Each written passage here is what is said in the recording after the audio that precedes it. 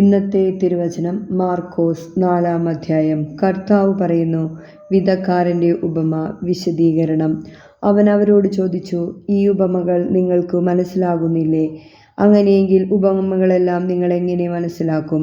വിതക്കാരൻ വചനം വിതയ്ക്കുന്നു. ചിലർ വചനം ശ്രവിക്കുമ്പോൾ തന്നെ സാത്താൻ വന്ന് അവരിൽ വിതയ്ക്കപ്പെട്ട വചനം നീക്കം ചെയ്യുന്നു. ഇവരാണ് വഴിയരികിൽ വിതയ്ക്കപ്പെട്ട വിത്ത്. ചില വചനം കേൾക്കുമ്പോൾ സന്തോഷപൂർവ്വം അത് സ്വീകരിക്കുന്നു. പാറപ്പുറത്ത് വിതയ്ക്കപ്പെട്ട വിത്ത് ഇവരാണ്. വേരില്ലാത്തതിനാൽ അവ അല്പസമയത്തേക്ക് മാത്രം നിലനിൽക്കുന്നു. വചനത്തെ പ്രതി ക്ലേശവും പീഡയും ഉണ്ടാകുമ്പോൾ തൽക്ഷണം അവർ വീണു പോകുന്നു. മുൾച്ചെടികൾക്കിടയിൽ വിതയ്ക്കപ്പെട്ടത് മറ്റു ചിലരാണ്. അവർ വചനം ശ്രവിക്കുന്നു. എന്നാൽ ലൗകിക വ്യഗ്രതയും ധനത്തിൻ്റെ ആകർഷണവും മറ്റു വസ്തുക്കൾക്ക് വേണ്ടിയുള്ള ആഗ്രഹവും അവരിൽ കടന്നുകൂടി വചനത്തെ ഞെരുക്കുകയും അത് ഫലശൂന്യമാവുകയും ചെയ്യുന്നു. നല്ല മണ്ണിൽ വിതയ്ക്കപ്പെട്ട വിത്താകട്ടെ വചനം ശ്രവിക്കുകയും സ്വീകരിക്കുകയും ചെയ്യുന്നവരാണ്. അവർ 30 മേനിയും 60 മേനിയും 100 മേനിയും ഫലം പുറപ്പെടുവിക്കുന്നു.